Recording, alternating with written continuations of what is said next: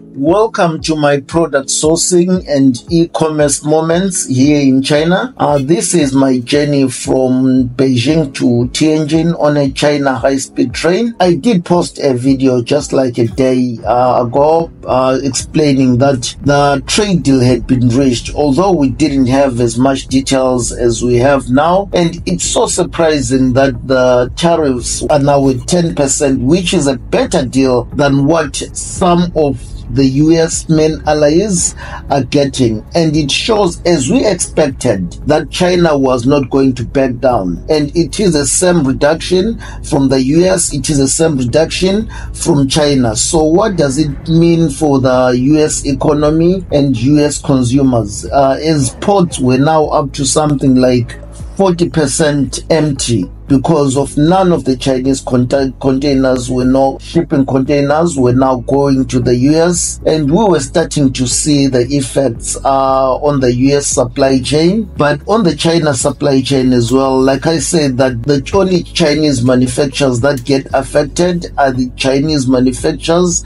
that supply mainly to the US, but we know that the Chinese manufacturers have got a global market.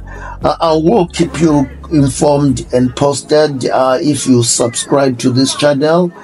Also like this video and drop a comment below, and I'll be showing you my product sourcing journey, visiting some exhibitions and some factories. Thank you for watching.